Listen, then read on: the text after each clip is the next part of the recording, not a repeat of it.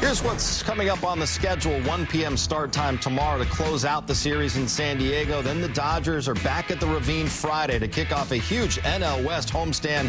Giants in town for the first time this season. Next Monday, the Dodgers begin a 4-game series with this same Padres team. Blake Snell's bobblehead night coming your way Monday. Sunday's game on ESPN, all others right here on Sportsnet LA. Yes, we had to wait a long time for that first meeting of the year between the Dodgers and Padres. The good news is we get to see these two teams go head-to-head 12 more times in the regular season. Joe Davis and Oral Hershiser will have the call of tonight's game. They join us live from Petco Park with a preview. Hi, Joe.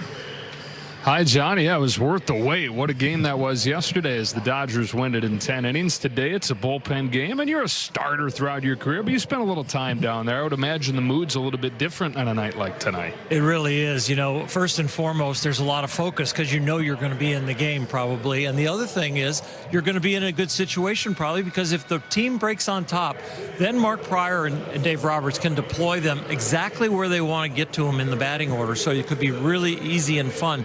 And this isn't a nervous time for them. This is a time when this team is on a roll. That bullpen's on a roll. There's a great vibe down there. There's no veterans that need to have a good bedside manner tonight.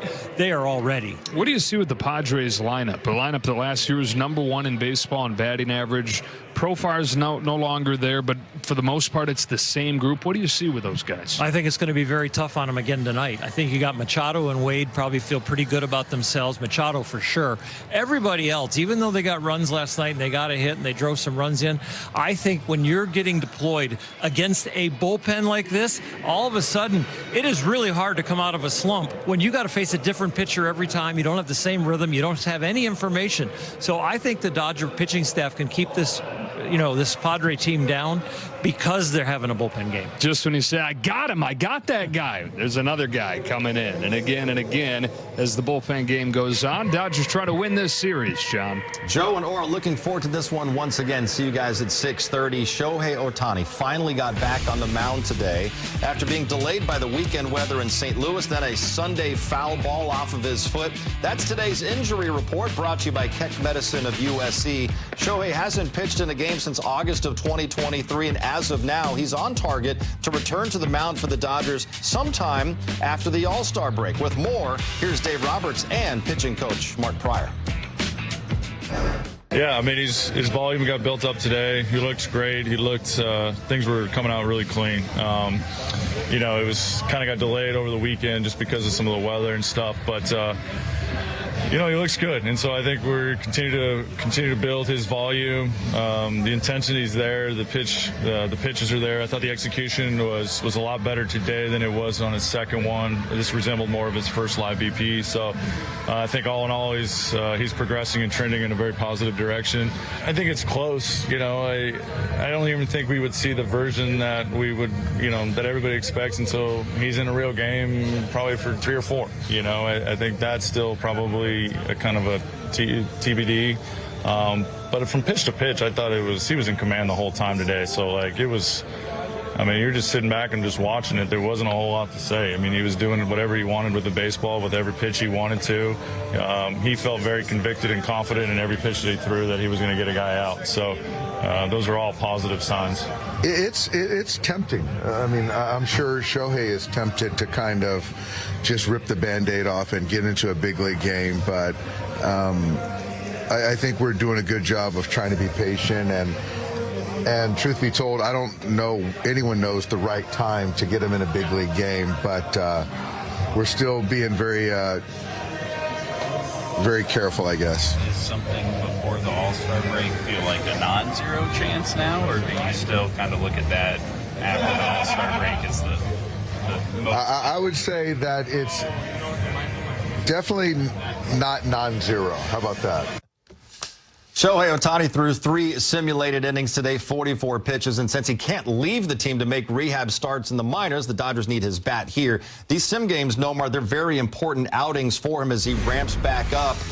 It sounds like Dave Roberts saying things are going well and not ruling out a return actually before the All-Star break. Well, it was a double negative, I think. So I don't know then if you add that. Which is a positive. Which is a positive, which means you are ruled. So anyway, it depends on how you want to interpret. But nonetheless, he is going in the right direction instead of trying to figure that out. The one thing we do know that these are all good signs right here. And going out there, you're right. These simulated games are really important.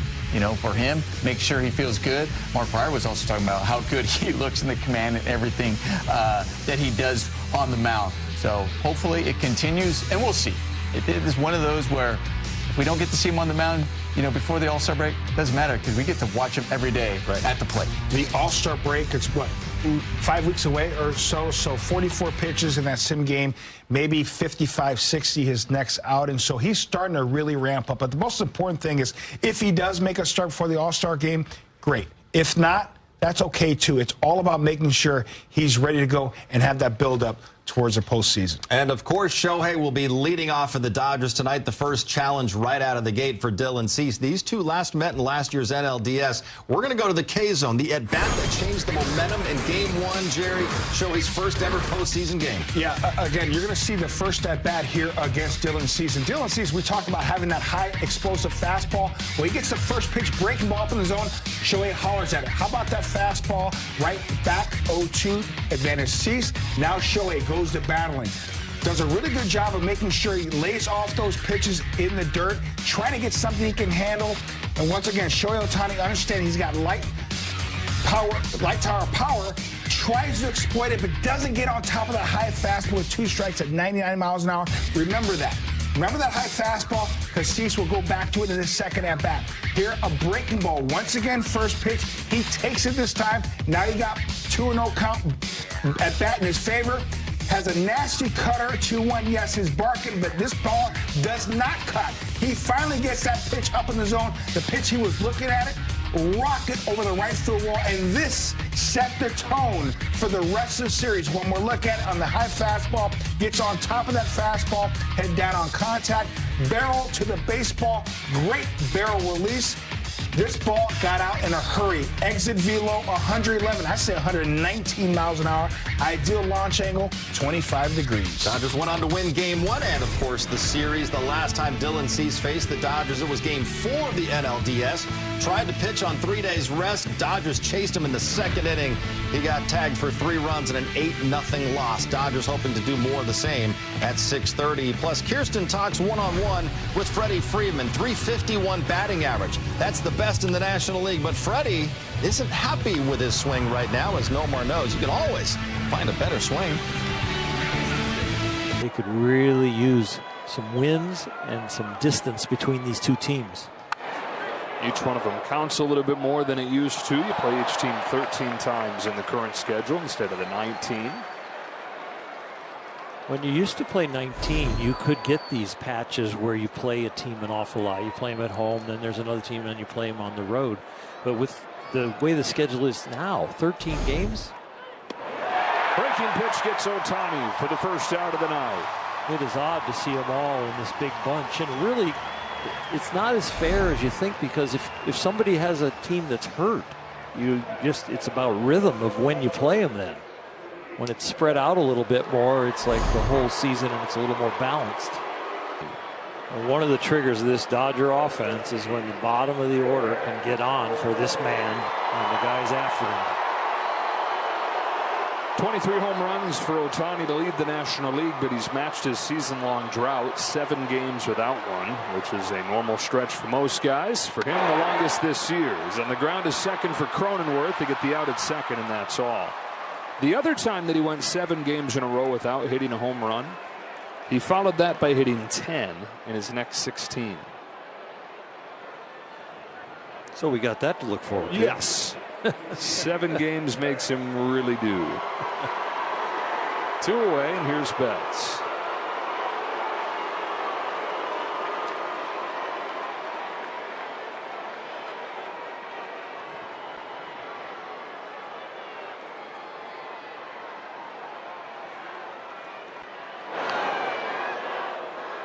Only 1 stolen base attempt the last month plus as he's ramped up the pitching. Yeah, I don't think he's stealing here. Not after pitching 3 innings and now DHing. 1 away, and here's Otani. Base hit to right field.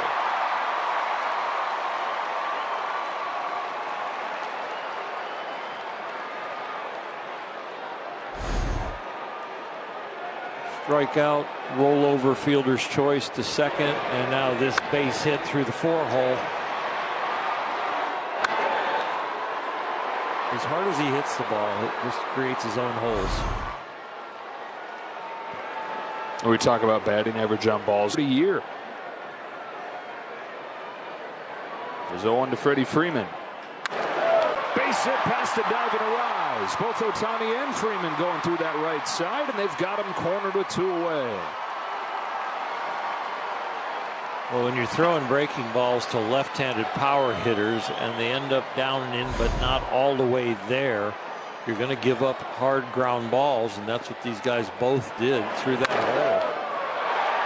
That one looked like it was hit a little harder than Shohei's. This is a beautiful stride for a pitcher. Yeah. Who says pitchers don't hit anymore? All right, so Tasker Hernandez finds himself with another chance. It's up there with the bases loaded in the 3rd and struck out. In some pain here.